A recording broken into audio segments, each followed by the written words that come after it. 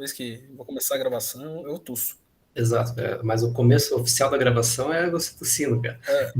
Tá estabelecido. É o leão, né, da Metro Golden Mayer. Exato. Vamos só aqui colocar as pessoas que faltam e a gente já começa. Uhum.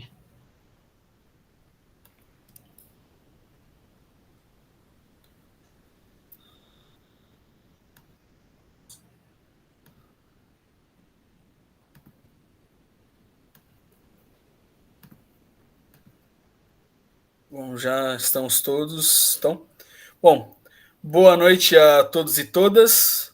É um prazer que começamos agora mais um encontro do nosso 5º ano do Fórum Permanente sobre Genocídio e Crimes contra a Humanidade, uma organização interdepartamental da USP, envolvendo o Instituto de Relações Internacionais, a Faculdade de Direito e a Faculdade de História da Faculdade de Filosofia, Letras e Ciências Humanas.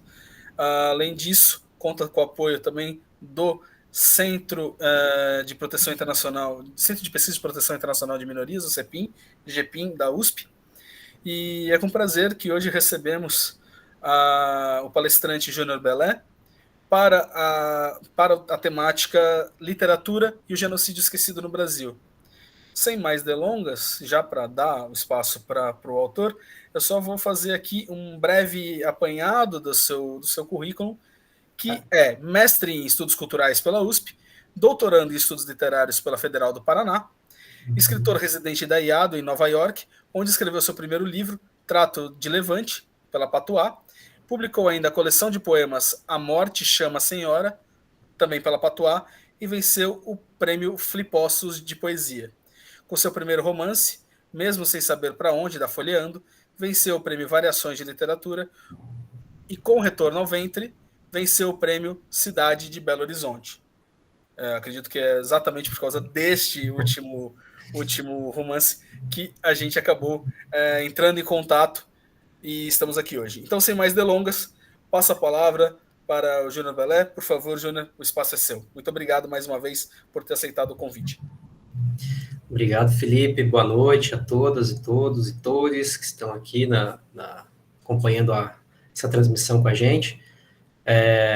Queria agradecer a todos que participam do fórum, né? O Paulo Borba, a Arlene Clemecha, falei correto? Ao Arthur Capella e especialmente ao Felipe, né, o Lamino, que foi quem fez o convite, né?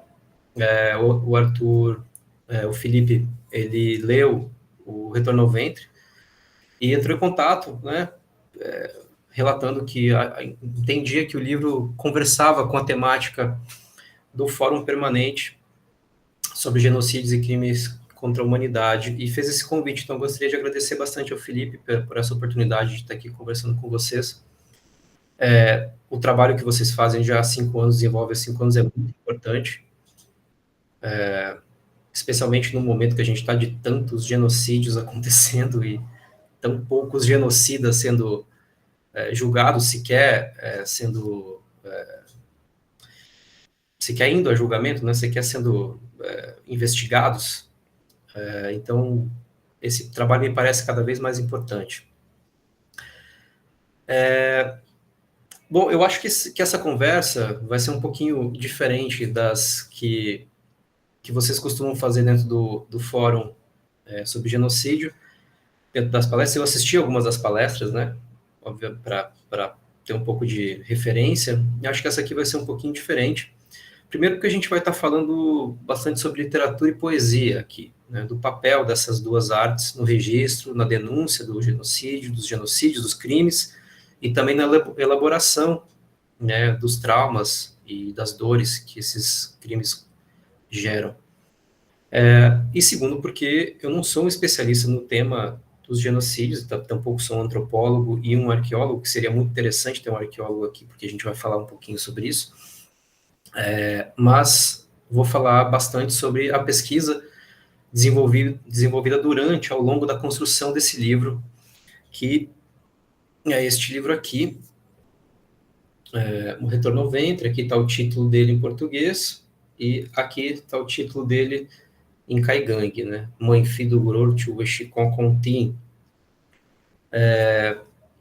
Daqui a pouco eu subo aqui a apresentação. Eu não trouxe uma apresentação, eu trouxe o PDF do livro para a gente acompanhar. Eu vou ler também alguns poemas do livro para a gente entender e ir acompanhando um pouquinho como foi a construção dessa narrativa.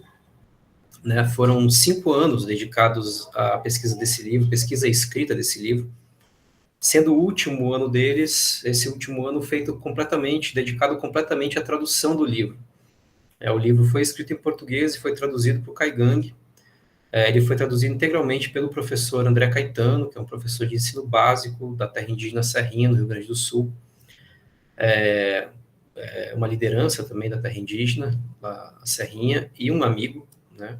E meu professor de Caigangue também. Eu convidei o André para estar aqui, infelizmente ele não pôde, ele estava trabalhando, dando aula. Seria ótimo se ele estivesse aqui.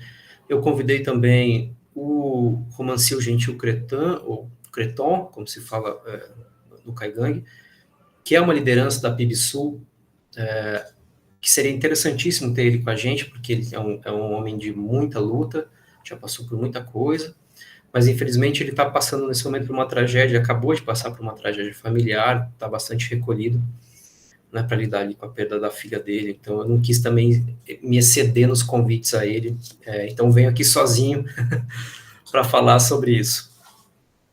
Vou falar um pouquinho da obra, gente, antes de entrar nos outros temas. O livro, ele vai misturar algumas coisas, o Retorno ao Ventre, né?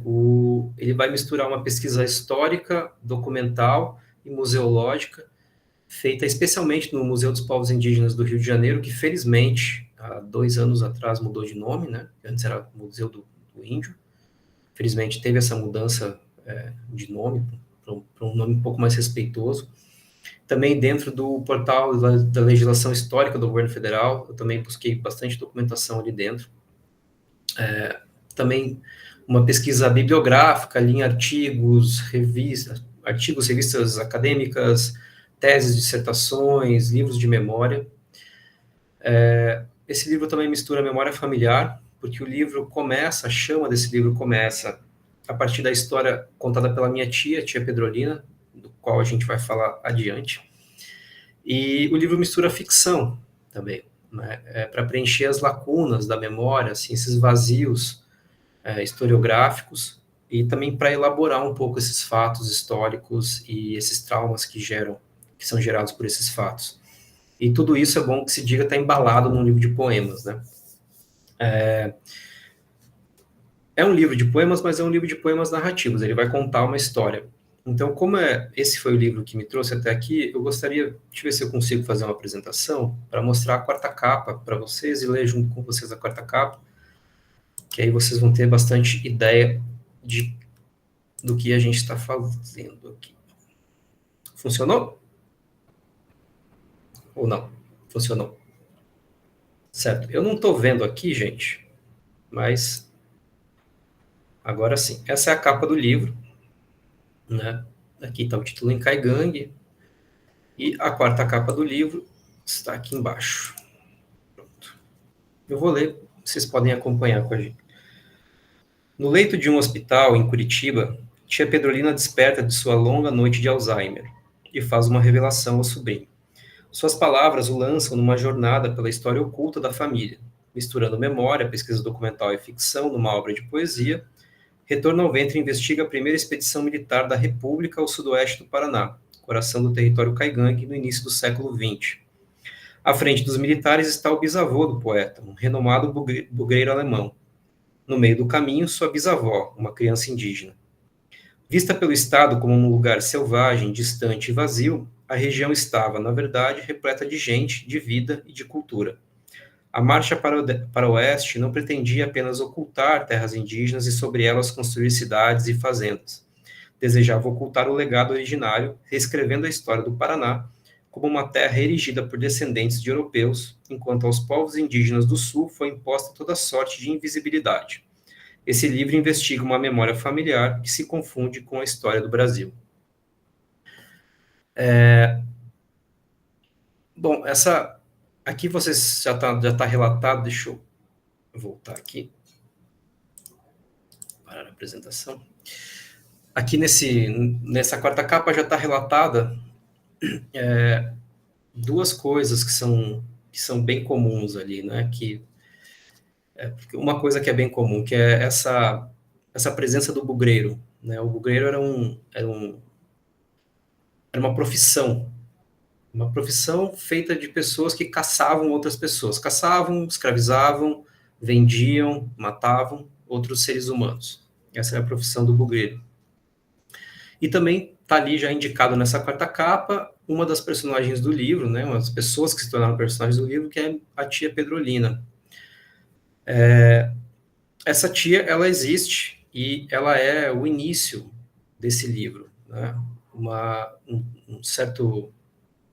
em 2018, se eu não me engano, não lembro mais exatamente, mas eu estava trabalhando, eu sou programador de literatura do SESC na Avenida Paulista, e eu estava preparando a programação daquele mês, né, do mês seguinte, e minha tia me ligou, era umas 8 e pouco da noite, umas 8:30 da noite, mais ou menos, e a gente tem uma relação muito próxima, muito materna. Eu tenho uma relação materna com essa tia. Eu perdi minha mãe muito cedo, com 16 para 17 anos, e essa tia, ela ficou nesse lugar do afeto, nesse lugar da segurança. Então a gente começou a conversar, e eu relatei para ela que estava fazendo essa programação, estava fazendo uma programação voltada para a literatura indígena, e ela comentou que a gente tinha parentes indígenas. E eu sabia que eu tinha um bisavô guarani, e eu falei isso para ela, e ela me disse, não é o bisavô, a gente tem uma parenta, uma bisavó, no caso, uma bisavó dela, que foi uma criança indígena, que foi caçada no mato, com cachorros, e presa, e para se tornar a matriarca da família, né, a esposa do bugreiro, a esposa da pessoa que caçou ela no mato, no caso, o bisavô dela. E eu perguntei, não sabia dessa história, e eu fiquei bastante chocado, porque eu não tenho traços indígenas, a minha tia tem bastante, mas eu não tenho nenhum. E eu fiquei bastante impressionado com essa história, pedi para ela os nomes dos meus avós, bisavós, fui atrás dos registros deles, não encontrei pistas nenhumas dali, porque os nomes incluídos nos registros, eles são todos nomes abrasileirados. Então, a gente não tem sequer uma pista de que tipo de etnia a gente está falando, de qual etnia a gente está falando. O que eu consegui fazer foi pegar os locais de nascimento dessas pessoas e tentar mapear quais eram os povos que ali viviam. Os povos que ali viviam eram o povo Caigangue, o povo Xokleng, o povo Xetá, e o povo Guarani, Mbiá e Kaiowá. Um pouco para baixo, porque tem parentes que estavam no noroeste do Rio Grande do Sul e parentes que estavam no sudoeste do Paraná. Um pouco mais para baixo ali no sul, na região da Campanha, também tem outros povos como Charrua, né, que não existem mais, foram completamente exterminados. Mas esse encontro com a minha tia, esse começo de conversa com ela e desse relato que ela me passou sobre essa parente que foi caçada, deu origem ao poema que abre o livro, e depois é um poema do fim do livro que se chama Expiação. Eu posso compartilhar aqui, Felipe, esses poemas? Então eu vou abrir de novo aqui e vou compartilhar com vocês. O primeiro poema que abre o livro, que é o Clarão. Eu vou ler aqui com vocês e depois eu vou para o poema Expiação, que vai complementar este. Um dia, minha tia Pedrolina me disse, e parecia um clarão na sua noite de Alzheimer: tu tem raiva nos olhos que nem tua bisa, meu filho. Mas tu nem conheceu tua bisa, né? E eu disse, nem vovó eu conheci. E minha tia disse, nem tua mãe tu conheceu direito, meu filho. Tu só conhece a morte, que veio antes ou que veio cedo. Tua bisa tinha esse olho aí que tu tem. Daí ficava tudo molhado, espiando o Tibagi, minha tia disse. Ela gostava de banhar aqui na beira desse rio, o Tibagi. E daí se atirava lá, né, e não dava mais para saber. o que era ela, o que era rio. Nem dava para saber daí se o Tibagi que tinha a cor dela, ou se ela que tinha a cor do Tibagi. Os dois, feito água fendida de terra, os dois, meio peixe, meio cobra. Tia, a gente está no hospital em Curitiba, eu disse. Não, meu filho, ela gostava de banhar aqui pertinho, aqui no Tibagi. A Bisa vinha lá da Ribeira, tia? Não, meu filho, tua Bisa vinha dos buchos do mato, que nem eu e tua mãe, minha tia disse. Que é de onde está plantado os nossos umbigos. Mamãe era branca, só por fora, meu filho. A nona chamava minha mãe de bugra, eu disse. É que tua nona era uma vaca, minha tia disse. Que Deus a tenha. E tua mãe não era bugra, era filha do mato. Que nem nossa mãe, tua avó, era dessas folha moça, dos troncos velho. E que nem nossa avó, tua bisa, era uma filhinha do mato. Uma folhinha verdinha, verdinha, dos primeiros troncos velho. Baixar. Vento soprou e levou ela embora. E como chamava a bisa? Não sei não.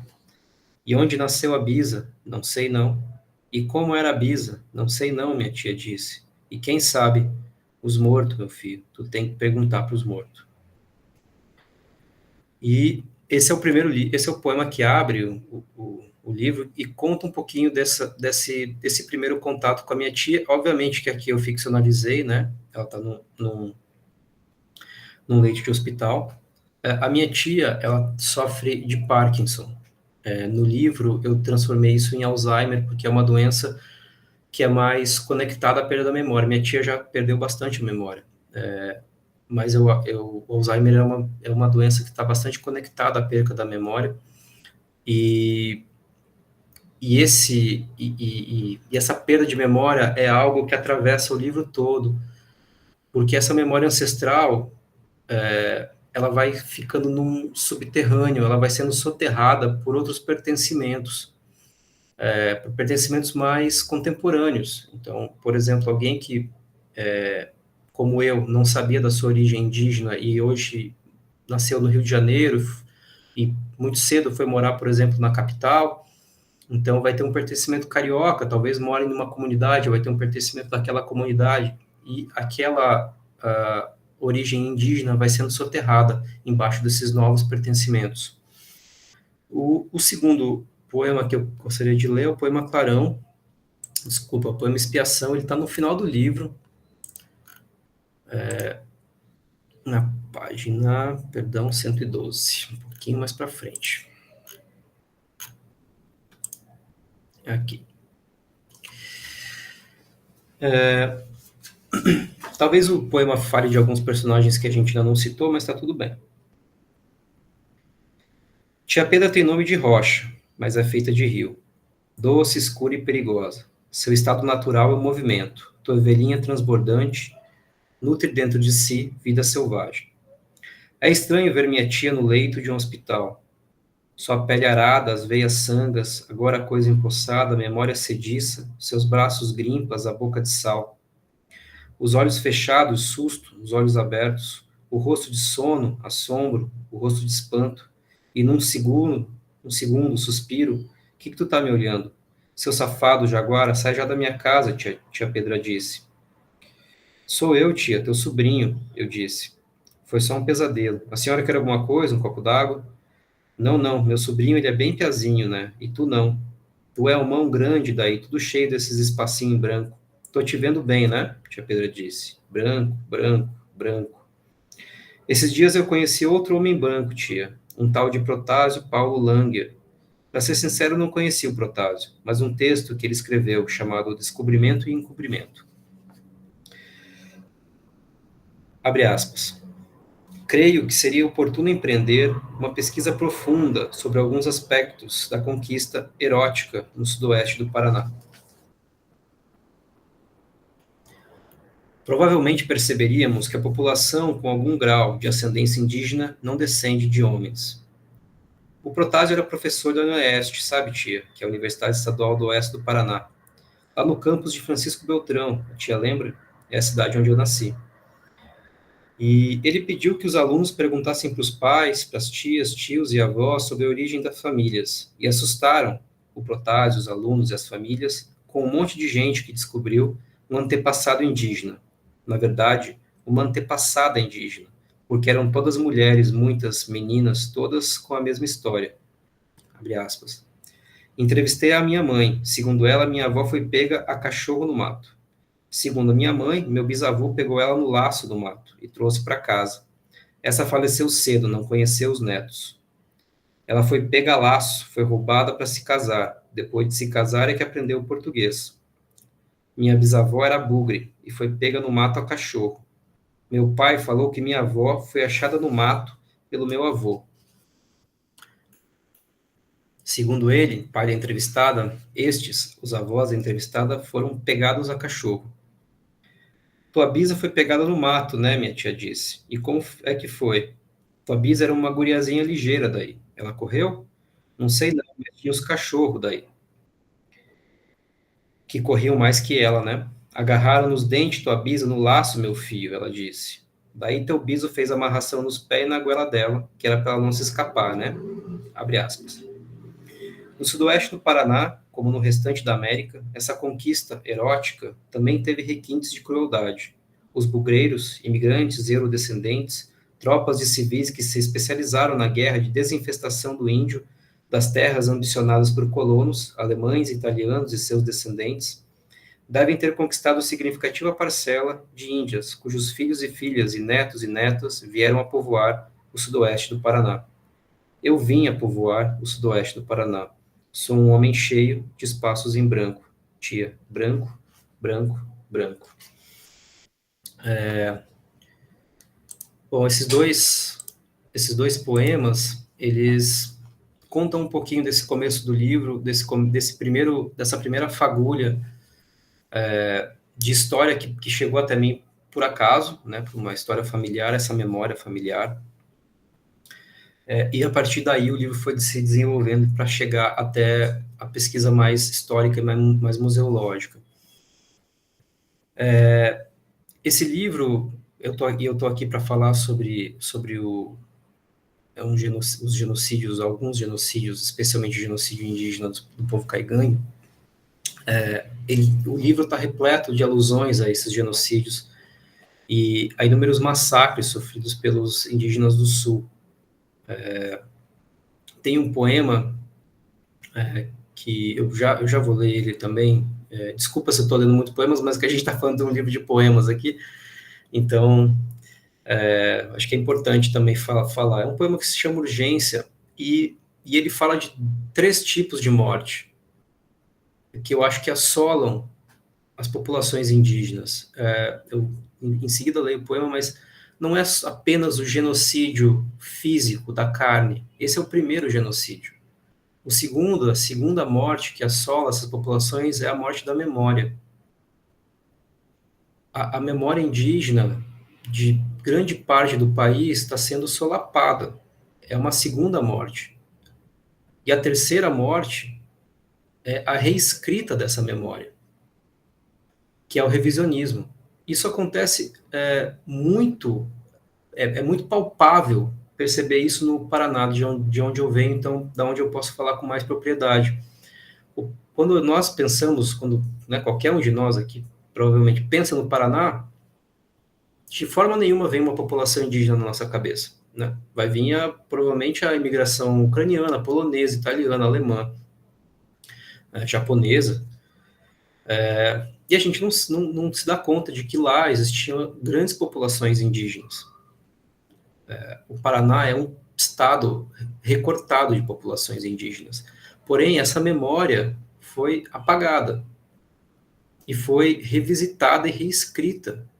E essa reescrita da memória paranaense, uma boa parte dela aconteceu na década de 50, a partir de um movimento de historiadores que se chamava paranismo. Inclusive autores que depois tentaram se afastar um pouco desse momento, Wilson Martins, por exemplo, porque eles tentaram criar uma identidade para um estado que não tem identidade. O Paraná é um estado sem identidade, né? Se você pensar no Rio Grande do Sul, em São Paulo, Minas Gerais, Pernambuco, Bahia, todos são estados que a gente consegue identificar algumas coisas. O Paraná não, o Paraná é um estado sem identidade. e ele é um estado sem identidade justamente porque não consegue olhar para suas origens indígenas, para suas origens pretas e caboclas. E porque a sua história, a sua memória indígena, a sua história preta, a sua história cabocla, foi solapada pela história dos colonos europeus. E essa memória foi reescrita. Lembrando que essa parte do território da onde eu venho, sudoeste do Paraná, ela é Brasil há pouco tempo, né? Ela era um pedaço do Paraguai, ela se tornou Brasil depois da Guerra do Paraguai, da Guerra da Tríplice Fronteira. E, obviamente, antes de existir Paraguai e antes de existir Brasil, ali estavam as populações indígenas, nas partes mais altas, as populações guaranis, nos vales, especialmente nos vales, a população caigangue, a população xoclengue, a população xetá. Importante falar dos xetás aqui, especialmente que no âmbito do fórum aqui, permanente sobre genocídios, porque a população xetá, eu não sei se vocês conhecem essa população, esse povo. O povo xetá foi o último povo contatado no Paraná. Era um povo que não tinha contato com a população branca. Eles foram, entre muitas aspas aqui, descobertos na década de 50. Se eu não me engano, em 1955, bem no meio do Paraná, ali perto da região de Umuarama. E em menos de 40 anos de contato, toda a população xetá foi exterminada. Então, é um extermínio que a gente viu acontecer recentemente. Existe uma pessoa viva, uma descendente do povo xetá, misturada com caigangue, que eu não sei se ela está viva ainda. A última vez que eu tentei ter contato com ela faz mais ou menos uns 3, 4 anos. Ela estava, se eu não me engano, na época, no aldeamento indígena urbano de Curitiba, e ela é a última memória viva do povo xetá, né? A última pessoa que detém algum conhecimento do idioma, por exemplo. E é um povo que foi exterminado da década de 50 para cá, ou seja, muito depois que a gente já tinha instrumentos públicos feitos para preservar a população indígena. Eu vou ler agora esse poema que se chama Urgência, está na página 134, vou abrir aqui novamente. Permissão de vocês. Ele está aqui na página 134. Deixa eu só um pouco para frente. Aqui.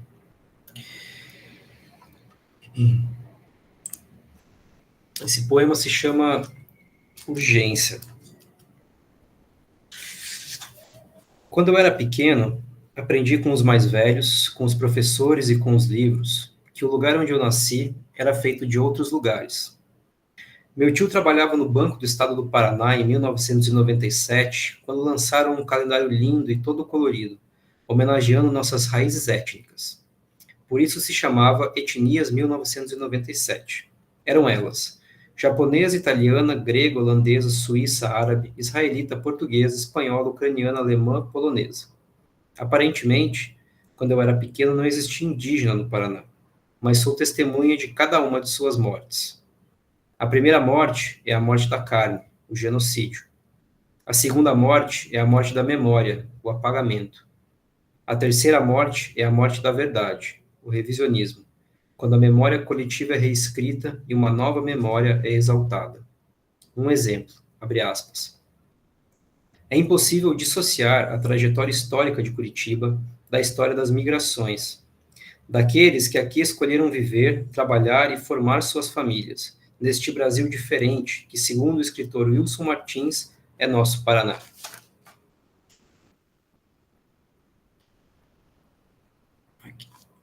Da soma desse leque diversificado de influências europeias e orientais, emerge a própria identidade cultural da cidade. As palavras estão num livro lançado no ano 2000, Fundação Cultural de Curitiba, no limiar do novo milênio.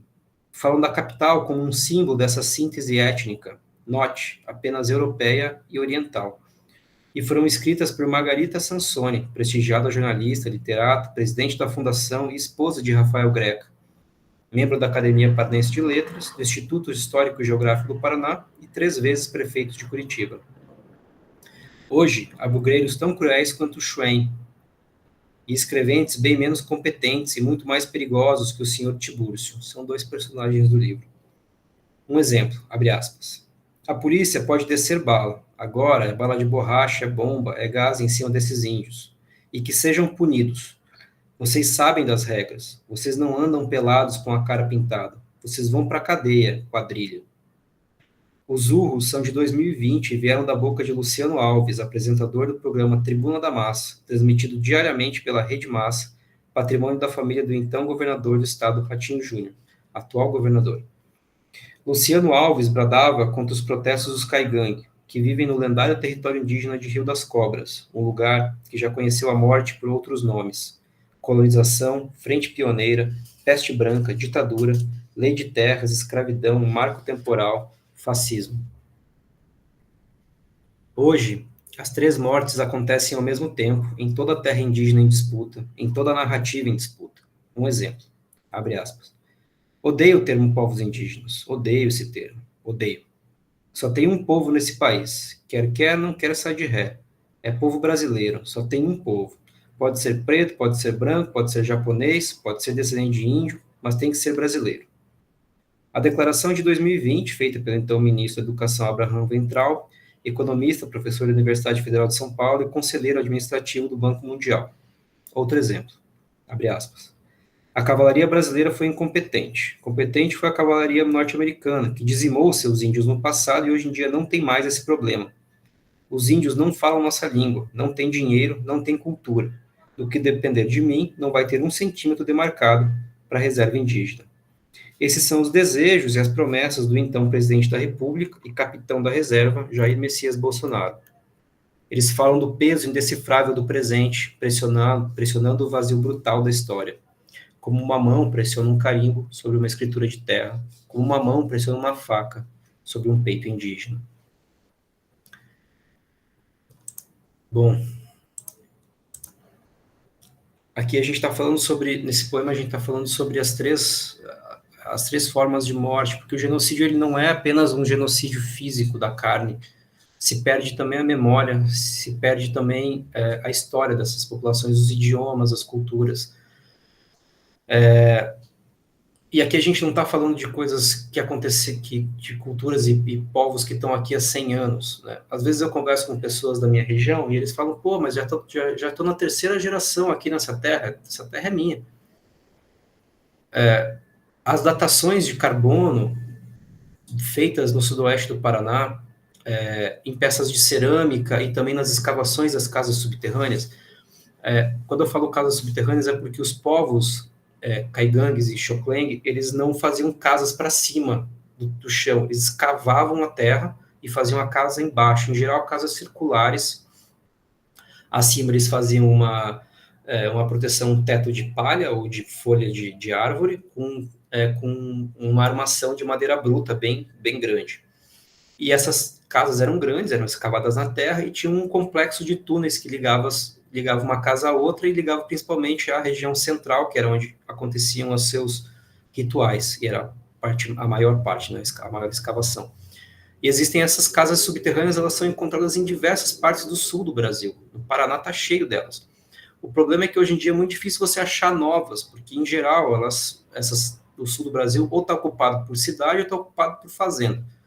Então, os fazendeiros às vezes encontram esses indícios de escavações, mas não falam nada, porque esse pedaço de terra seria tomado para fazer escavação. Então, em tese, uma perda de dinheiro para eles. Então, é muito difícil encontrar novas. Porém, as que já existem, as datações de carbono, obviamente que tem algumas que são mais recentes, 800, 900, 500 anos, mas tem datações que chegam a 2 a 3 mil anos.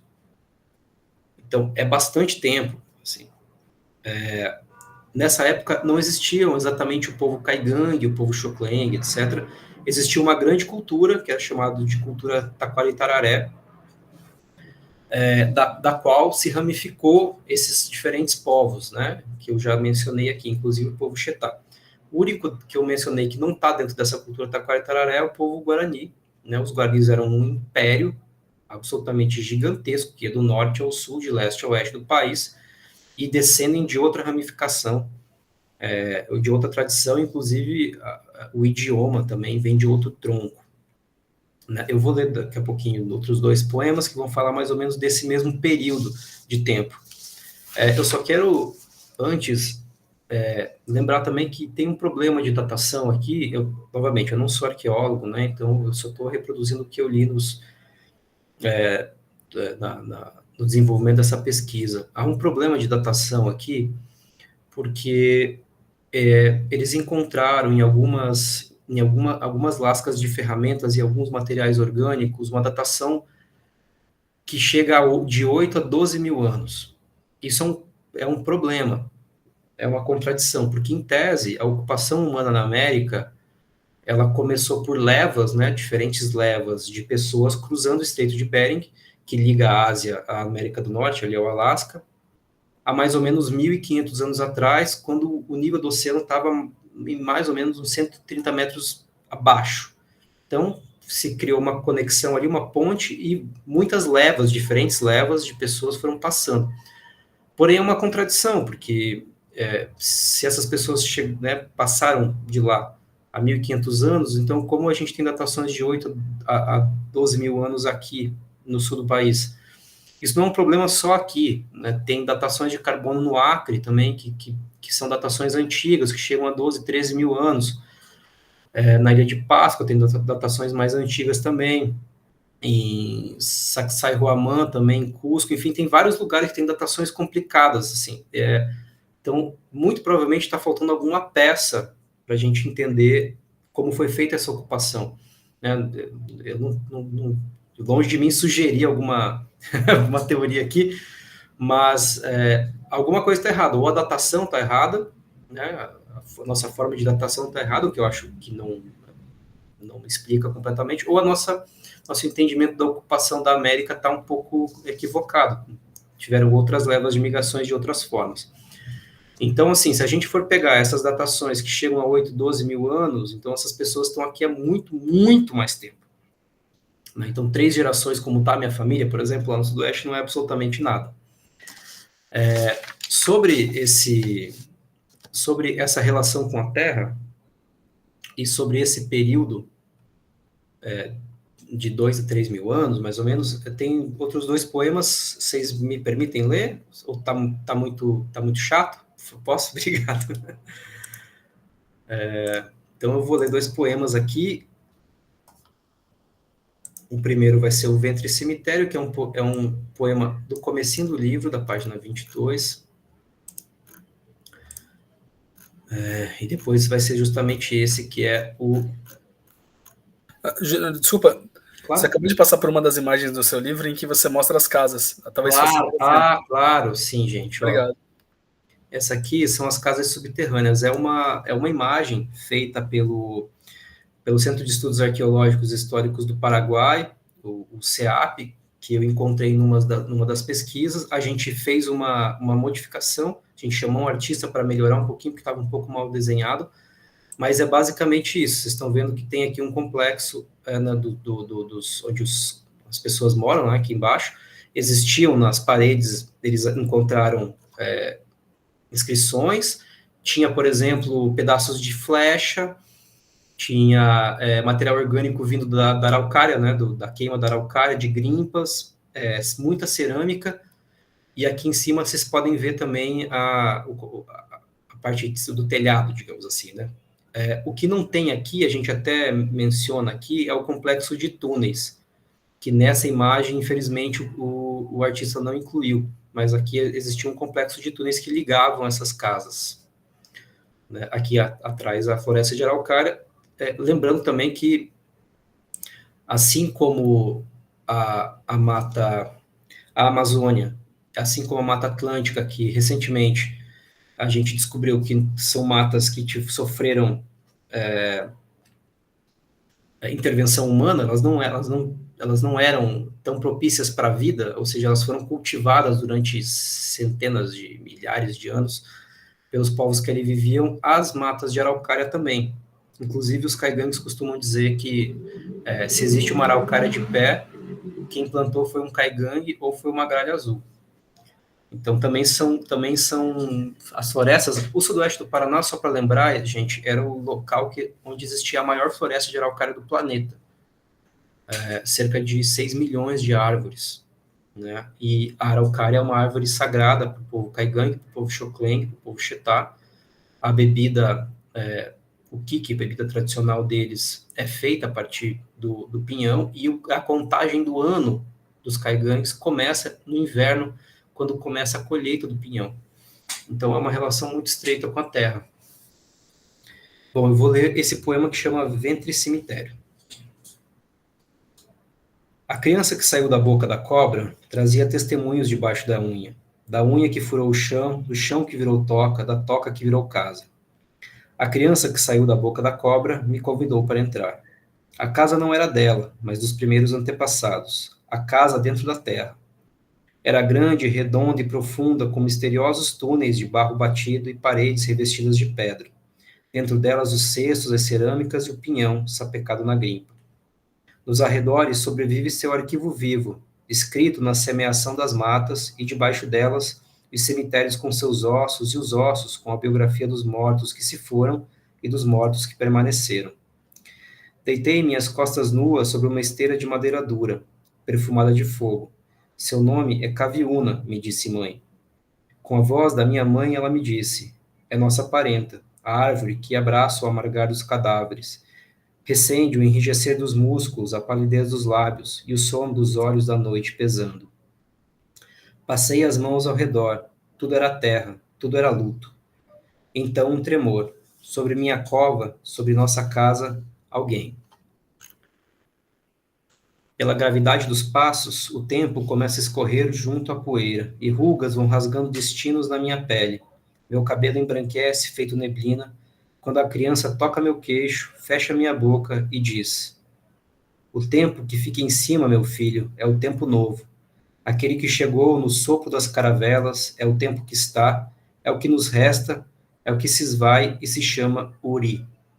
Em Uri, a carne e apenas a carne, a pedra e apenas a pedra, a matéria e apenas a matéria são as substâncias da vida e do real. O tempo que fica embaixo, meu filho, é o tempo antigo. Aquele que cai e se acumula e nos enterra, é o tempo ancestral, é o que se foi e o que será, e se chama Wanshi. Em Wanshi, a palavra, e não apenas ela, o espírito, e não apenas ele, a matéria, e não apenas ela, são as substâncias da vida e do real. Entre os dois tempos se abre uma fissura, e migalhas de sol se põem sobre meus pés. Estou morto, estou pronto para nascer. Ventre e cemitério habitam a mesma terra e fazem dela território, o sangue e o solo. Ouço os soluços da minha mãe chorar, ouço os gritos da minha mãe parir. O umbigo de um caigangue, quando nasce, é plantado, no mesmo lugar onde seu corpo, quando morre, é sepultado. Assim, as substâncias da vida e do real se tornam a substância do sagrado. Esse conta um pouquinho sobre a relação com a terra, né, dos caigangues, e o poema seguinte, que é um pouquinho mais curto, ele vai falar sobre os primeiros antepassados. Aqui tem os documentos, né? Alguns documentos foram inseridos no livro, né, dessa pesquisa histórica. Nesse caso, é um relatório que conta essa primeira incursão ao território caigangue. E aqui, os primeiros antepassados. Enquanto Roma se erguia no Mediterrâneo e a diáspora grega corria pela Ásia Menor, enquanto Esparta e Babilônia, enquanto Atenas, Tebas e Nínive, enquanto Tutemés desenterrava as patas da esfinge de Gizé, enquanto os povos do mar destruíam o reino hitita e o império de Ouagadougou crescia no Golfo da Guiné, enquanto os iaióis semeavam os primeiros campos de arroz do Japão e os zapotecas descobriam, entre os vales de Oaxaca, o Monte Alban, enquanto o I Ching era escrito, o livro dos mortos era escrito, antes mesmo do Corão ser escrito, do Tanakh ser escrito, antes de Sócrates, Pitágoras, Aristóteles, Heráclito, Platão, antes de Alexandre, Calígula, Júlio César, Jesus, Siddhartha, antes de Alexandria, Constantinopla, Bagdá, antes da primeira runa rasgar as pedras da Escandinávia, antes dos vikings começarem a sangrar os mares do norte, antes do Império Otomano, Bizantino, Mongol, antes do Império Xongai, Axum, Mandinka e Urubá, antes do Reino Unido, do Reino Português, do Reino Espanhol, antes de qualquer república, antes da dinastia Wei, da dinastia Shen, da dinastia Song, antes de Qin Shi Huangdi, o primeiro imperador chinês, antes desses, enquanto aqueles, os primeiros homens e as primeiras mulheres da linhagem de mãe já caminhavam pelas matas de Araucária do Sul.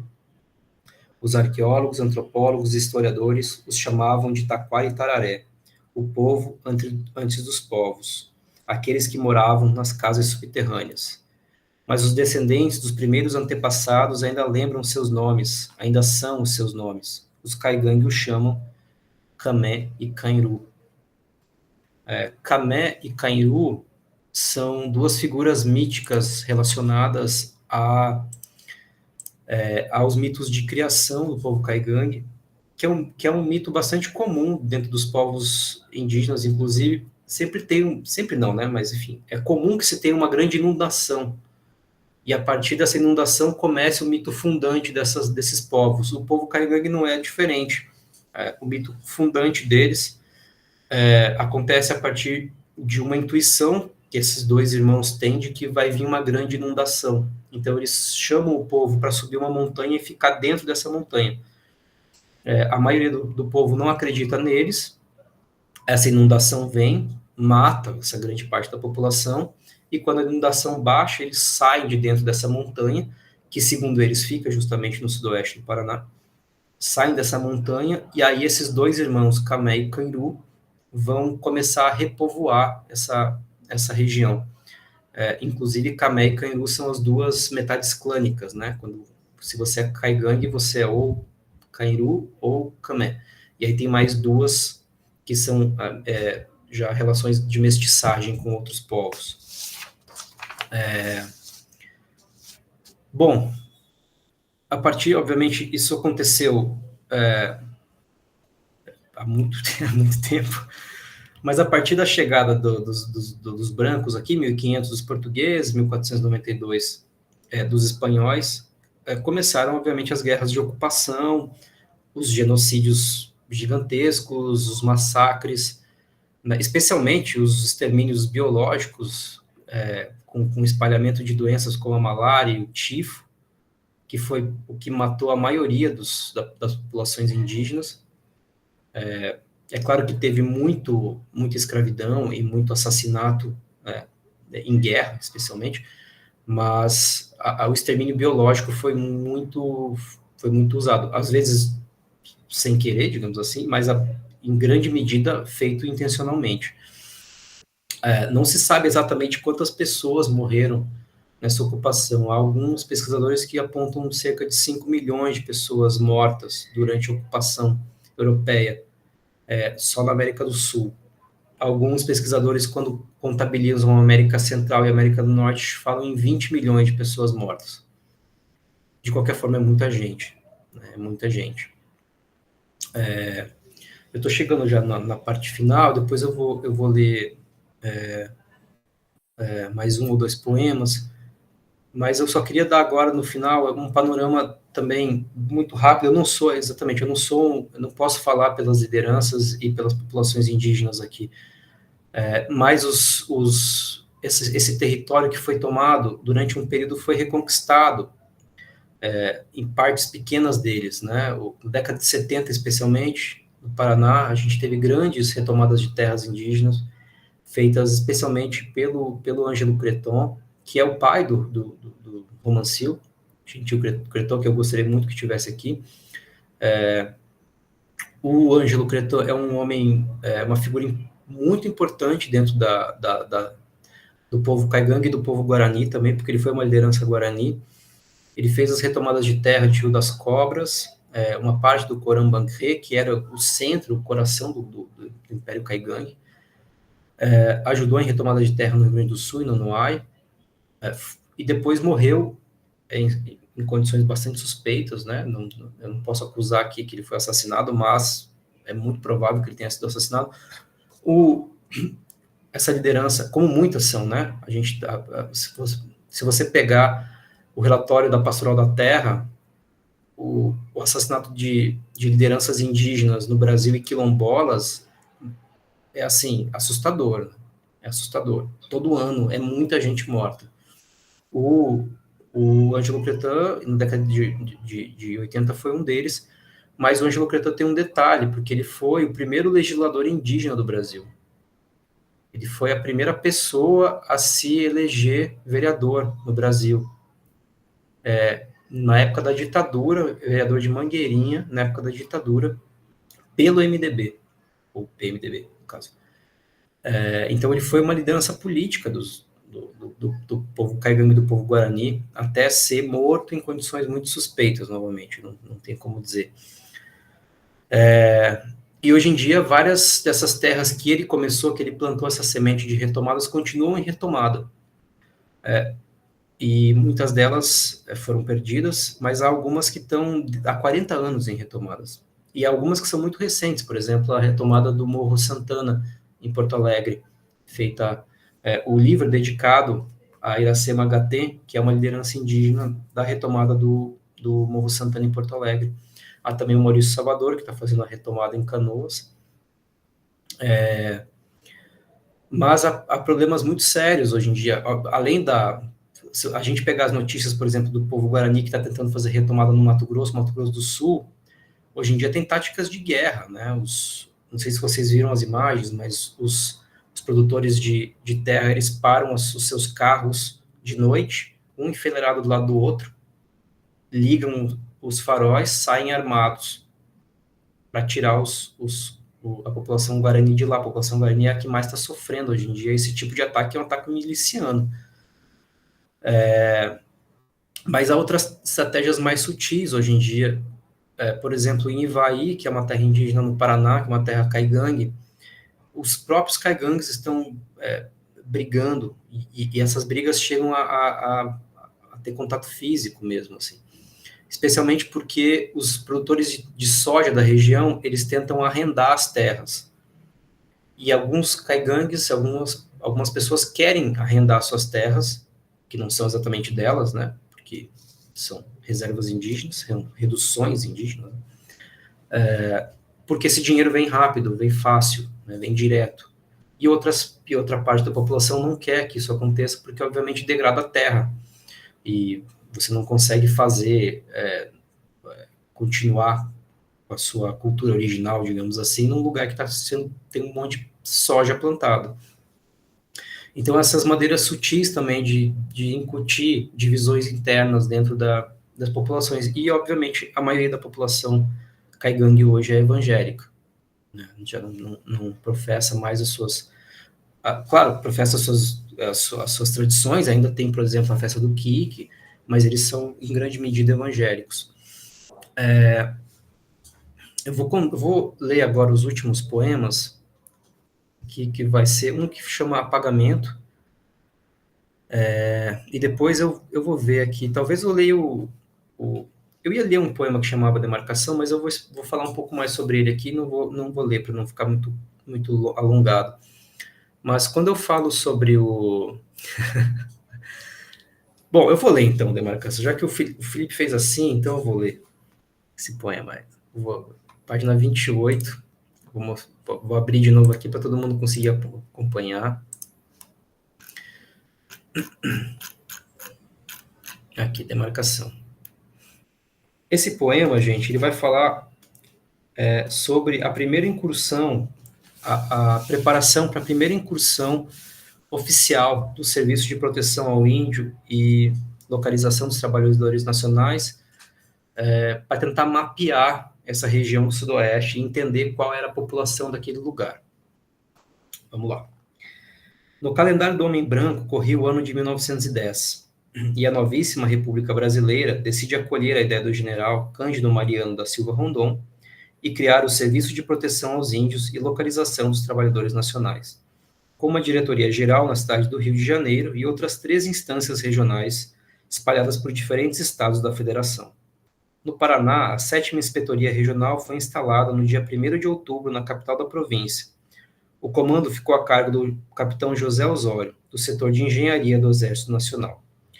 José Osório recebeu 3 contos de réis, alugou uma casa modesta na rua 1º de Março, número 2, no centro de Curitiba e comprou móveis. 4 sofás, 3 escrivaninhas, 2 estantes de livros, que nunca receberam livros, apenas documentos, ofícios, correspondências, escrituras, contratos, certidões, 10 cadeiras de madeira de lei, uma poltrona austríaca e uma almofadada, nenhum tapete, nenhum quadro, nenhum vaso, nenhuma flor, apenas 3 espelhos, um para cada banheiro, um mancebo para a sala de recepção, utensílios diversos de cozinha e limpeza e um farto material de escritório.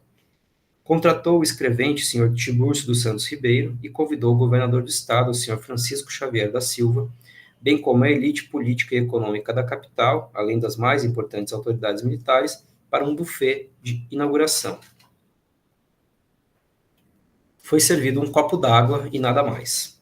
Ordens do capitão José Osório, que solicitou ao governador que proferisse o discurso de encerramento. Abre aspas. No Estado não se registram atos de atrocidade ou perseguição contra os silvícolas. Antes são recebidos em toda parte com carinho e benevolência. Nosso objetivo é respeitar os costumes e religiões dos indígenas e, sobretudo, defender as terras que eles ocupam, demarcá-las garantindo-lhes sua posse.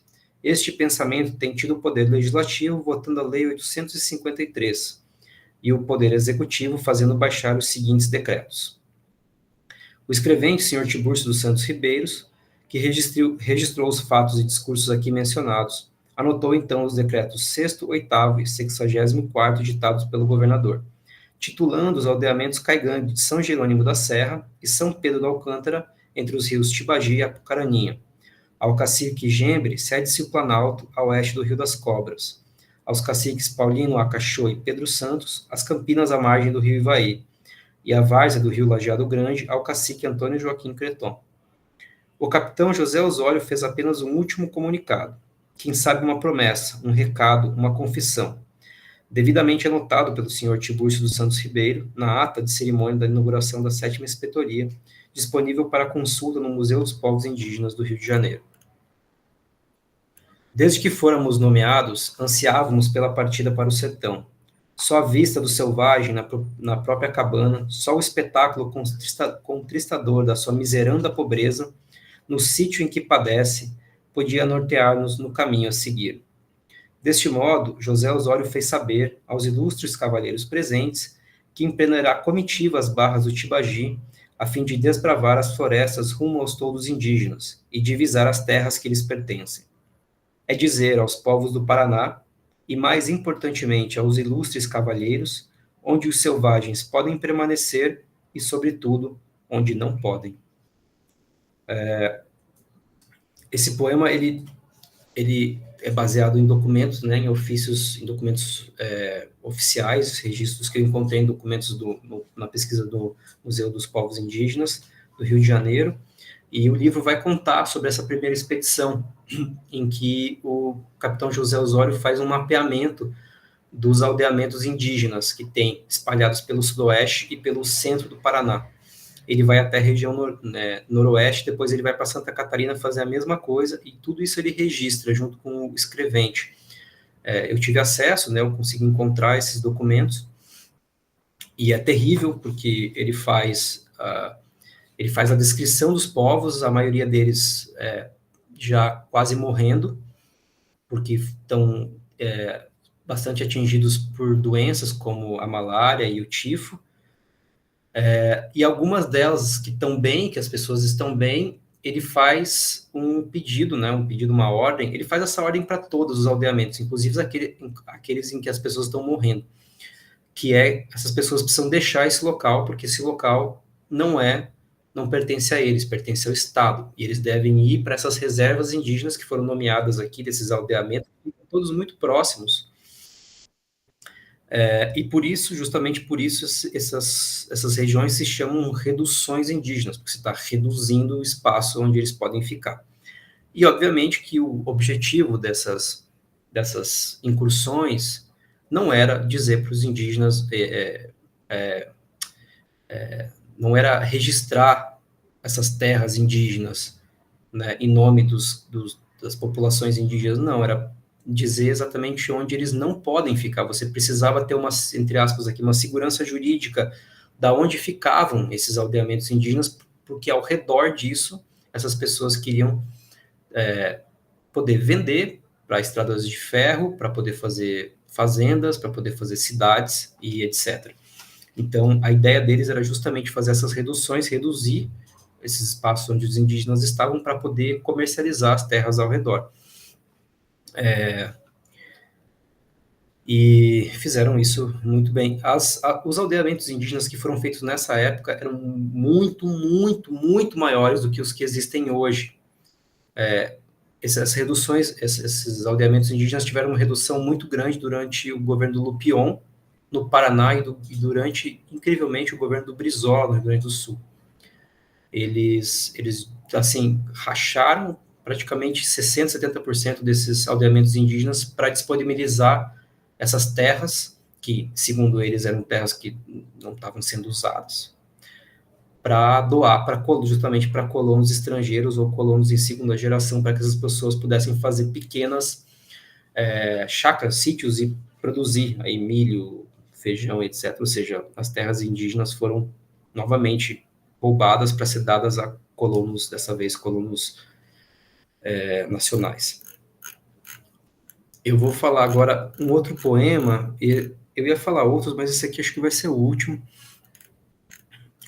que chama Apagamento, que vai falar um pouquinho sobre essa perda da memória que descende dos genocídios. É sobre uma bamba pilha de livros que se equilibra o peso imenso e delicado da história, ou a gravidade brutal do seu vazio.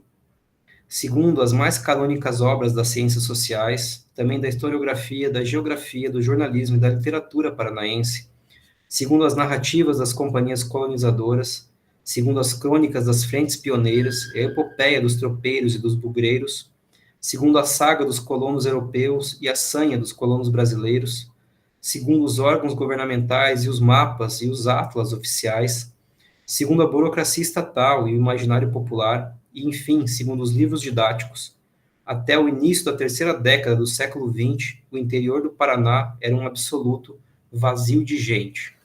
Sinônimos: sertão desabitado, sertão esquecido, sertão longínquo, boca do sertão, terras devolutas, terras desocupadas, terras desabitadas, vagas terras, domínio público, largos espaços vazios, ilimitado deserto, área abandonada, região despovoada, zona desconhecida, floresta intocada, vazio demográfico.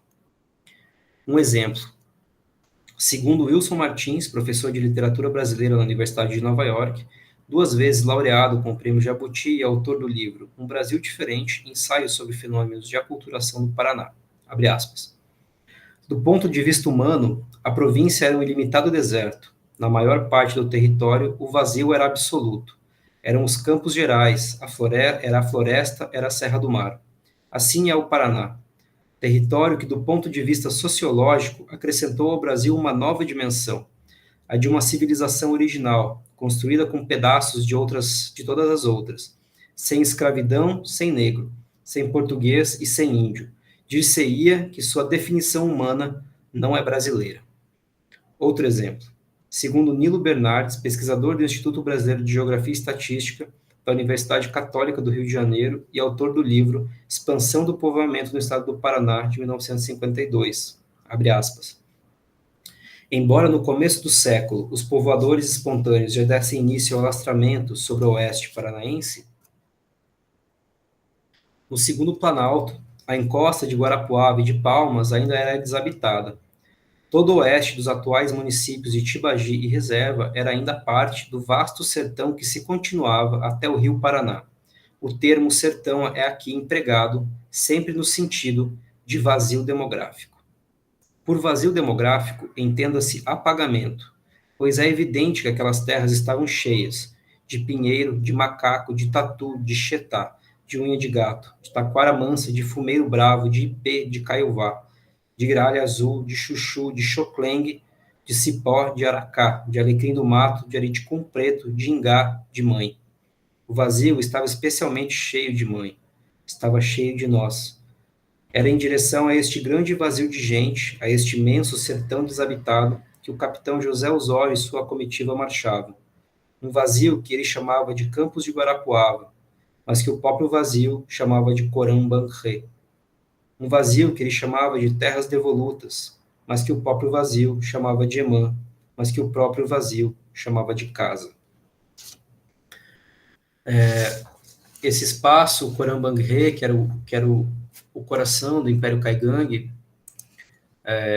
há um outro poema posterior a esse, que, na verdade, ele vem na sequência desse, que tem o título de Coram Bangre, que vai contar um pouco que essa entrada do José Osório, dessa comitiva, que, assim, em alguma medida, se a gente for pensar hoje, dentro do que se faz com a população indígena hoje, era até benevolente, porque eles estavam tentando, eram reduções grandes, hoje em dia as reduções indígenas são minúsculas. Nessa época eram realmente gigantescas, assim. Mas essa incursão do José Osório, ela foi só justamente como se você fosse coletar espólios de guerra, assim, porque nessa época essa região já tinha sido invadida. Essa invasão começa lá em 1740, mais ou menos, quando ainda era o Brasil Império. Essa região sofreu 11 tentativas de invasão militar, todas elas documentadas. Inclusive, a 10ª tentativa de invasão militar foi um artista junto e ele pintou aquarelas dessa invasão. Uma delas está no livro, inclusive. Essas 11 tentativas de invasão não foram invasões pequenas, foram invasões que levavam um exército, que levavam uma cavalaria não exatamente assim imensa, mas levava cavalaria, levava armas, levava sempre um padre junto.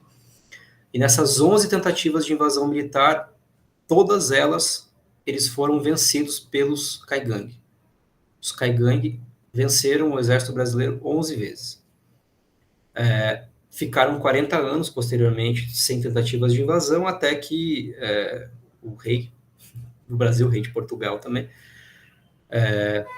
aí fez uma nova carta régia, essa carta também está incluída no livro, pedindo que esses povos, que essas regiões, não só a região do Sul, mas também a região de Minas Gerais, fosse novamente invadida, que os indígenas que fossem capturados poderiam ser considerados pesos de guerra e escravos por 15 anos, e no final ele fala que a guerra está decretada.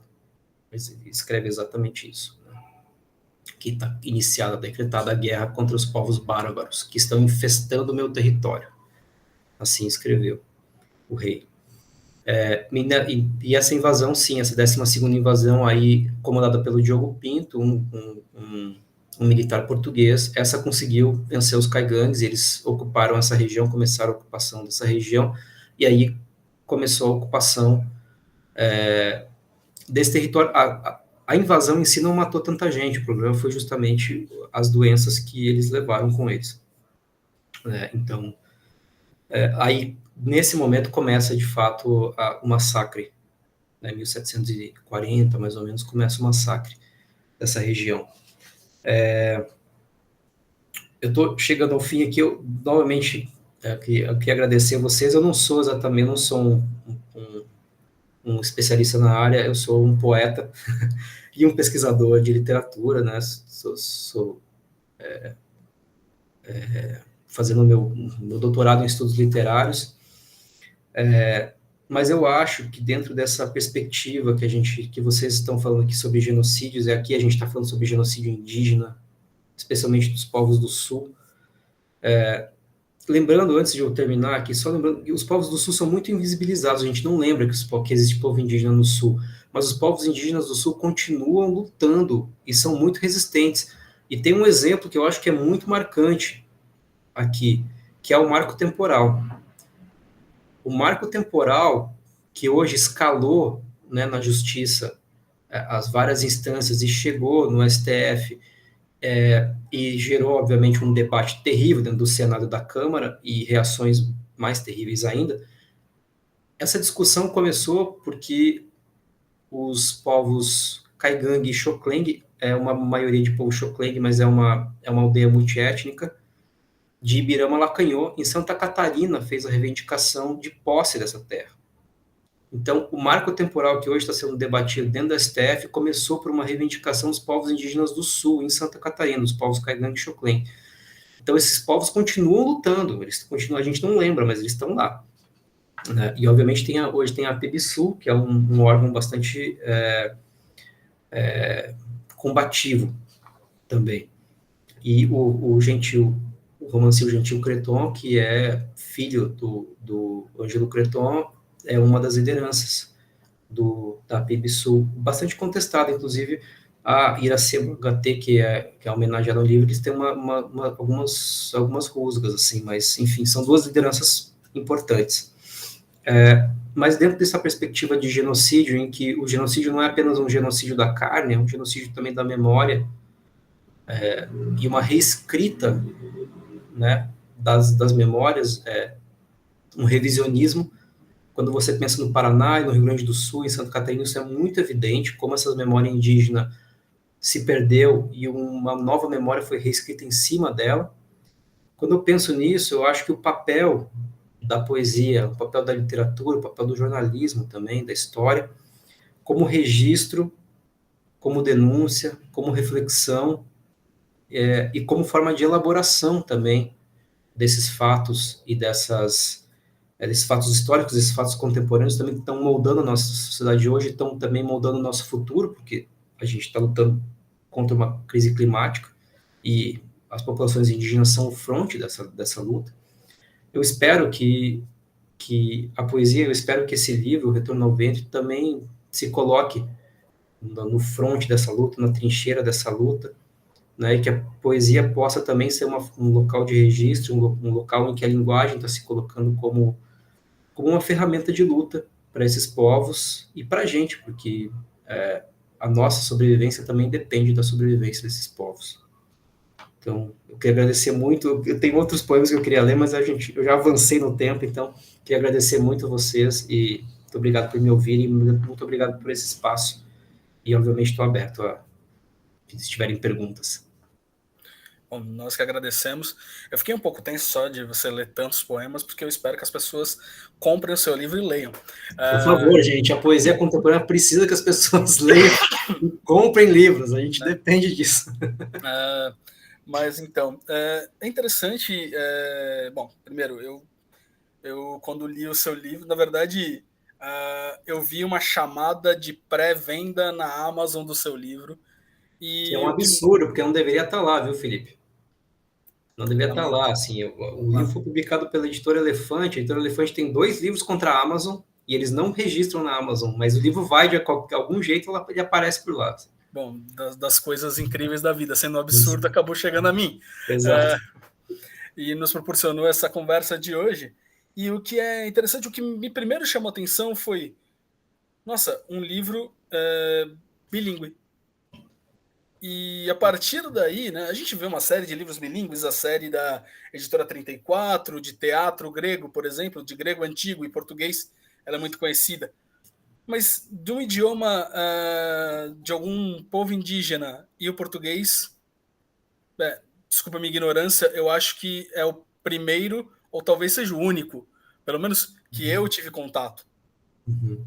Isso me chamou muita atenção, sobretudo por tratar dessa temática tão pouco, infelizmente, examinada, desse embranquecimento do sul brasileiro, que é alemão, italiano e eslavo, Exato. né, polonês ucraniano, e se esquece dos povos indígenas e da população negra.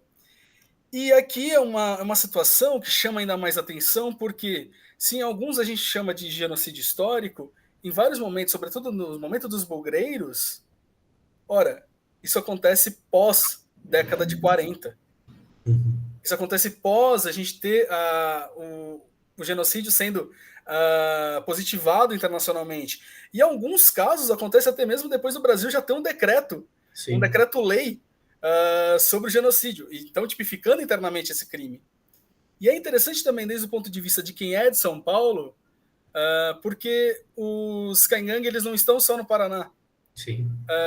O Darcy Ribeiro, no livro que hoje tem um título não tão educado, por assim dizer, né? Os Índios da Civilização, mas que sempre defendeu as causas indígenas, sendo um homem da época dele. Claro. Ele fazia as ressalvas do SPI, como funcionava dentro do contexto da sua época, que realmente era o melhor que se tinha, e também demonstrava o quê? Que na expansão do Oeste Paulista, ali para Bauru e região, e eu acabei sabendo disso até porque minha mãe ela fez medicina em Botucatu, e quando ela chegou para fazer medicina em Botucatu, essas histórias ainda eram muito vivas. Com a expansão ferroviária do Oeste Paulista, eles contrataram na região bugreiros para matar quem? Os Caingangue. Os Caingangue do Oeste Paulista. E ali, na década de 60, finzinhos da década de 60, eu pude conversar com a minha mãe ainda em vida algumas vezes sobre isso, e ela falava, foi muito interessante, porque ao chegar, era uma naturalidade de se falar disso, nós e eles, e como se ganhou esse território, a coisa de 20, 25 anos, 30 anos. Então estava muito vivo ainda. Mas, por outro lado, estava muito vivo, mas como foi completamente apagado. E esse esforço de arte e memória é muito importante, porque foi, acho que, como a palestra que nós tivemos a oportunidade de ver ali no Largo de São Francisco, e me deu completamente branco do nome do prosecutor do TPI argentino. Pelo amor de Deus, me ajudem. Luiz Moreno Ocampo. Obrigado, Ocampo. Obrigado. Eu só fiquei com o Luiz. Aí eu fiquei, meu Deus. Do Ocampo, que ele fez uma brincadeira que chama muita atenção. Ele traz a perspectiva de, ora, durante... O que a gente lembra? A gente lembra do Tribunal de Nuremberg e os julgamentos de Nuremberg, ou dos filmes que falam da Segunda Guerra Mundial e do genocídio do povo judeu? E do Holocausto, e dos Holocaustos, da Shoah, do Poraimus e todos os outros, com os outros grupos. Do filme 1985, que fala da ditadura militar, a gente lembra do processo ou a gente vai lembrar do filme? Da mesma forma, a gente vai lembrar do livro de história ou da pesquisa historiográfica que foi feita ou de um poema que o trata? Então, talvez a melhor forma de popularizar e trazer para a memória coletiva, claro, isso não quero tirar, pelo amor de Deus, porque do contrário eu estaria até desautorizando a nossa própria existência, mas isso não tira a necessidade da pesquisa acadêmica, mas na memória coletiva o que fica acaba sendo a arte. E esse resgate que a literatura pode fazer, como tantas outras artes, para lembrar daquilo que se quer esquecer, é muito importante. Então, mais uma vez, muito obrigado pela sua presença. E antes de passar a palavra para os demais coorganizadores, eu vou só ler aqui a pergunta do Denison Oliveira, que eu agradeço, viu, Denison, de você ter escrito, porque ele queria muito poder falar. Eu falei, não, segura, escreve lá, por favor. Então, muito obrigado por manter aqui o decor, meu querido amigo. Antes de mais nada, gostaria de parabenizá-lo. Isso, censura. Antes de mais nada, gostaria de parabenizá-lo pela sensibilidade e profundidade com que o livro apresenta um caminho de resgate e construção da memória.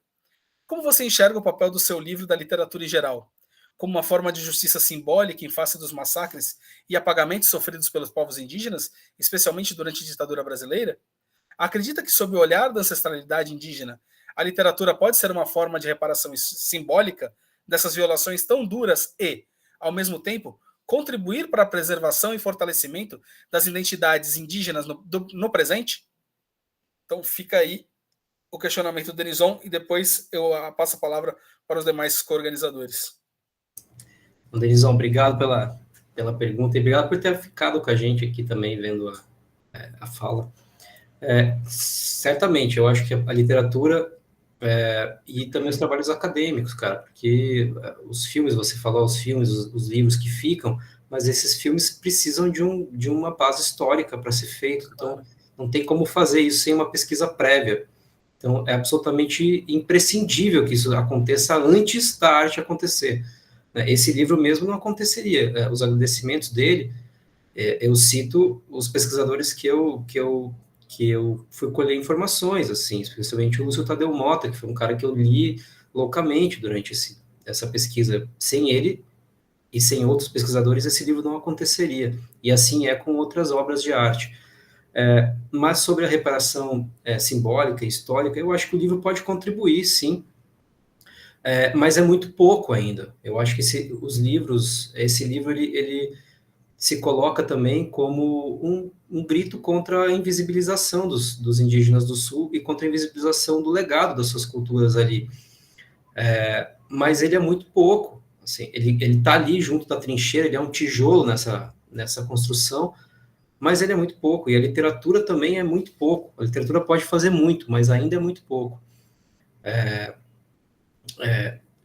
Oxalá esses livros e essas pesquisas possam trazer algum tipo de avanço político para que, enfim, para que esses territórios possam ser devolvidos e para que essas populações possam ter condições de manejar esses territórios, que não é fácil manejar esses territórios agora que já estão absolutamente degradados.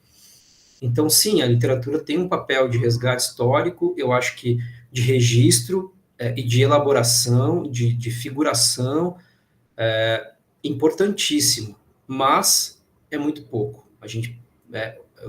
Eu gostaria muito que, a partir da arte, se pudesse levar adiante políticas públicas mais eficientes e mais cruciais, assim, porque só a arte não dá só para a gente registrar isso, a gente precisa que isso se concretize em políticas públicas, assim, eu espero que isso aconteça um dia.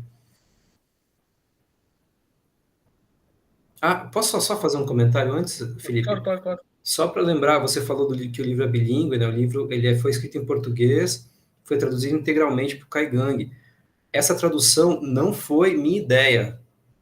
Eu acho sempre bom registrar. Esse livro não teria metade da potência que ele tem se ele não tivesse sido traduzido para o Caigangue. E essa tradução aconteceu porque o André Caetano, na época, meu professor de Caigangue, eu terminei o livro, eu pedi para ele fazer a revisão técnica do livro, porque existiam palavras em Caigangue ali. O Caigangue é um idioma ancestral, mas ele foi passado para o português, né, passado para a linguagem escrita há muito pouco tempo, então cada região fala o Caigangue de uma maneira diferente, e escreve de uma maneira diferente. Então eu queria padronizar isso. Eu pedi para o André fazer isso, o André leu, e ao terminar a leitura, ele falou que ele achava que esse livro deveria ser traduzido integralmente, por contar algo relevante do povo dele, do povo Caigangue. Então ele se dispôs a fazer isso, o livro já estava na editora, ele já estava sendo editado, a gente parou a edição do livro por um ano para o André poder fazer a tradução completa. O livro era para sair em 2023, acabou saindo em 2024 por conta disso, mas foi maravilhoso. Então, assim, essa potência da tradução, ela se deve completamente ao professor André. Assim, tem que dar esses devidos créditos para o André Caetano aqui. Que legal. Muito legal saber isso. Bom, só temos mais uma pergunta antes de passar para os demais organizadores. O paradigma dos povos originários aqui no Brasil é bem diferente da América do Norte. O palestrante lida com esses pontos de vista de Siddhartha Martins?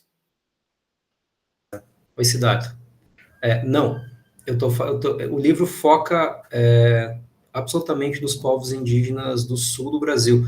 Lembrando, como o Felipe falou, o povo Caigangue não está exatamente só no sul do Brasil, porque ele também pega uma parte de São Paulo, uma parte do Mato Grosso do Sul também. Então, essas fronteiras que a gente tem aqui, né, essas fronteiras artificiais que a gente construiu para os estados, elas não manejam, não eram e não são manejadas pelos povos originários. Hoje em dia, por exemplo, você tem povos no norte do Brasil que estão no Brasil e estão na Venezuela, né, que estão no Brasil e estão nas Guianas. O povo Caigangue, mesmo o povo Guarani, está no Paraná, mas também está no Paraguai. Enfim, mas não, os paradigmas e eu acho que as questões também que envolvem os povos originários da América do Norte, especialmente ali Canadá e Estados Unidos, são bem diferentes das nossas. Eles, obviamente, sofreram também com um processo de marcha para o oeste, também impressionante e que dizimou a população, e existem estudos e livros, inclusive, sobre isso, que são sensacionais, mas são processos que, apesar de similares, aconteceram em momentos e de formas diferentes. Então, eu não lido com a parte de cima, só com os povos do sul mesmo. Obrigado. Bom, vou passar aqui a palavra aos demais co-organizadores. Só antes, assim, me permitam, eu não fiz jabá nem do meu próprio livro, mas de verdade, esse jabá gratuito aqui, gente, vale muito a pena. Eu fiquei surpreso. Eu não conhecia o autor, tá, gente? Sinceramente, eu não conhecia o autor. Eu fiquei muito surpreso porque ele traz exatamente pesquisa e nos dá dados para a gente continuar pesquisando depois que quiser, é muito interessante por isso. e a poesia em que você não sabe o que é verdade, o que é ficção. Fiquei feliz em saber que você tem uma tia mesmo. Então, que essa parte da história é verdade. Então, mais uma vez, muito obrigado aqui, e fica a recomendação. Pela ordem, então, passo a palavra ao professor Paulo Borba Casella, por favor, suas considerações. Veja, tem também uma mensagem da professora Arlene que ela mandou, que depois a gente pode mencionar. Muitíssimo obrigado, Jânio Belé, foi muito impactante, porque você não só traz a informação, mas você traz o coração junto, e a forma como você apresentou, e eu acho que entre os teus comentários e os poemas, casou muito bem. Então, cada vez que você se desculpava, vou ler mais um, você não se desculpe, vai em frente e tal, que foi muito bom. Tem um historiador que o Arthur tinha trazido, que falava sobre o que foi feito com um processo muito parecido na Patagônia, tanto do lado argentino como do lado chileno. Então, o que foi feito com os Mapuches e outros povos também, isso tinha sido objeto de uma outra apresentação. Mas foi muito feliz e muito impactante da forma como você fez. E para a gente gravar na memória o que você trouxe num dos poemas, que o genocídio é, primeiro, a morte da carne, segundo, a morte da memória, e terceiro é revisitar a memória, reescrever a história. E o que a gente tem visto, especialmente no último ano, mas é um processo de décadas, estão num contexto completamente diferente, mas tem uma potência colonizadora e um povo tentando resistir à colonização, o que está em curso na Palestina. E é matar as pessoas, matar a memória, reescrever a história. Então, muda o nome dos vilarejos, dos lugares, tira o nome árabe e põe um nome hebraico. Então, essa violência e essa vária atuação de violência física, de violência intelectual e de revisionismo histórico, e que é característico do genocídio. Então, você trouxe de uma maneira muito humana, rica, bem informado, inclusive ilustrado.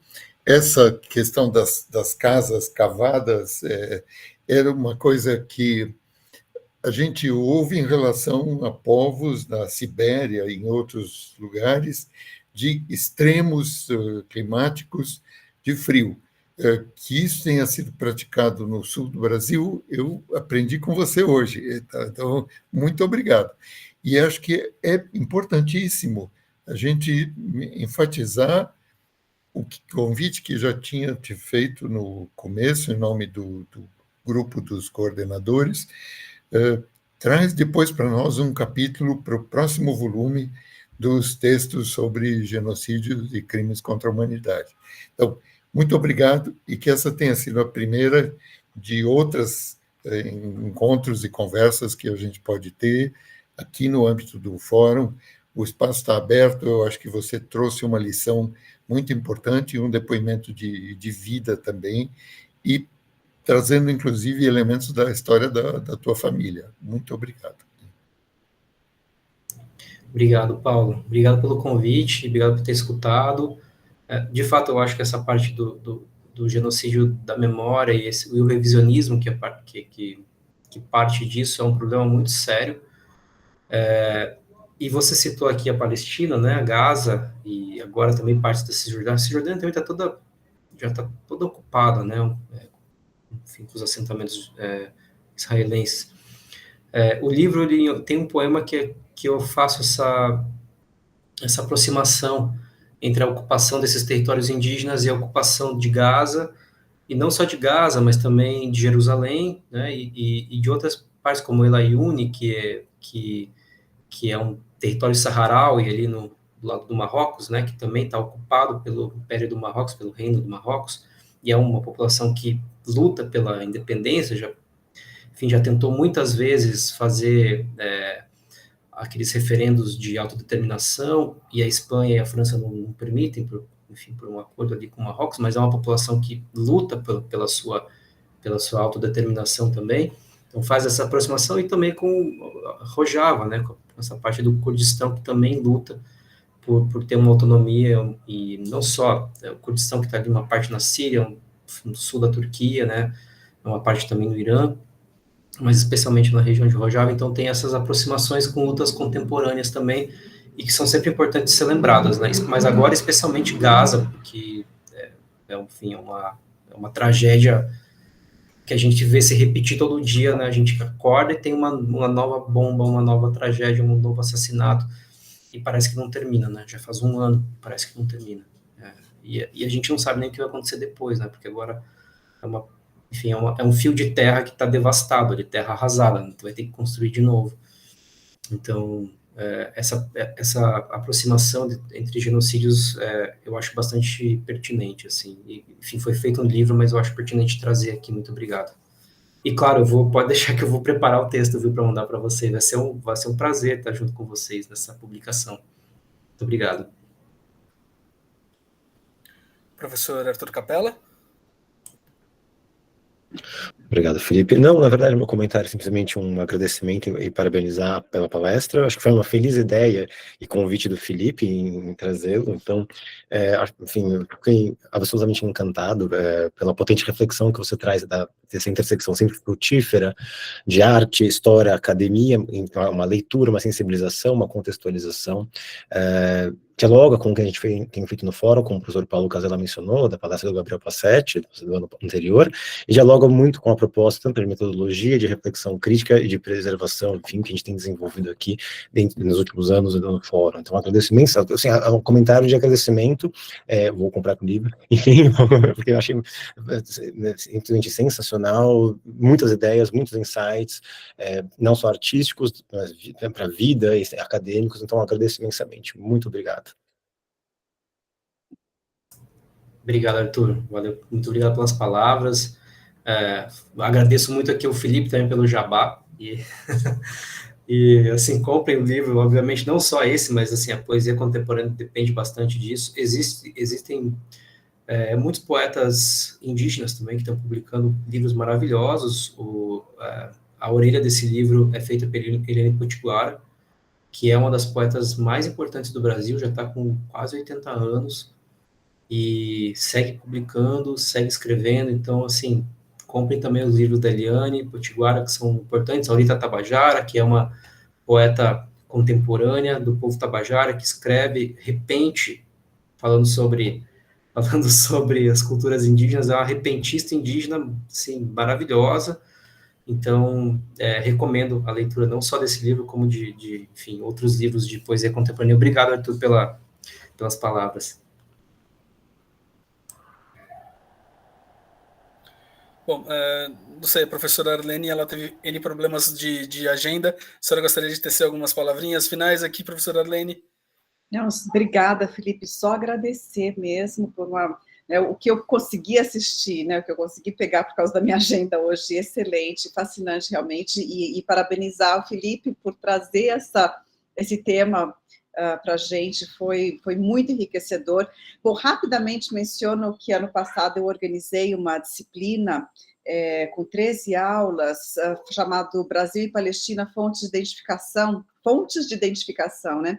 E uma das aulas colocamos uma antropóloga da USP, colega nossa, junto com um pesquisador que pesquisa os beduínos do Vale do Jordão, que são um dos pontos focais até começar a situação em Gaza, era o ponto focal do assalto israelense sobre os palestinos, né? Ou seja, depois de tantos assim, percursos, estavam sistematicamente, e continuam, né? Porque está um pouco ofuscado pela situação em Gaza, mas atacando os beduínos, e parte desse ataque é a tentativa de assentá-los, ou seja, você destrói a cultura beduína, a hora que você assenta e coloca uma metragem, né, coloca eles num lote de 20 por 30, você destrói a cultura beduína. Então, também com os nossos indígenas, a demarcação de terras, que é uma luta tão forte hoje, também, de certa forma, é uma derrota, é fruto de uma derrota, quer dizer, aquilo que sobrou para eles defenderem, né? E abordar isso, abordar essa memória, essa identidade, essa luta através da poesia, realmente traz um enfoque muito bonito. Também vou comprar o livro. Obrigado, professora. Muito feliz também com as suas palavras. Infelizmente não deu para ver inteiro, mas é isso, essa intersecção aí entre pesquisa histórica, né, e memória e poesia, eu acho que rende bons frutos, e infelizmente a gente tem muita coisa para pesquisar dentro desse tema, né, dentro do tema do genocídio, infelizmente. Como eu falei no começo, a gente está num momento em que muitos genocídios acontecem e muitos poucos genocidas são investigados e condenados. Então, isso abre um campo, não só de pesquisa, mas um campo de tristeza e melancolia para todos nós, assim, porque parece que não tem fim, né? Então, assim, o trabalho que vocês desenvolvem aqui é um trabalho muito importante. Eu estou muito feliz de poder contribuir um pouquinho. Obrigado mais uma vez, Júnior Belé, e a todos que ficaram. E já fica também um agradecimento àqueles que vão assistir depois no YouTube. Então, mais uma vez, muito obrigado a todos e todas. Tenham uma boa noite. Mas... Só lembrando, sim, a próxima palestra, no dia 21 de novembro, às 11 horas da manhã, o professor Francisco Rezec fala sobre Israel e as ruínas do direito internacional. Será híbrido, então presencial na Sala Frederico Steindl, na Faculdade de Direito do Largo São Francisco, e também transmitido online, 21 de novembro, às 11 da manhã, com Francisco Rezec. Obrigado. Mas fiquem tranquilos que será devidamente divulgado depois por todas as nossas mídias sociais e também pelo GPIM, porque organizamos de fazer nesse mesmo dia o nosso congresso para poder juntar o útil ao agradável e fazermos os dois no mesmo dia, coordenando as falas, por assim dizer. Então, muito obrigado a todos e todas e até o mês de novembro. Tchau, tchau.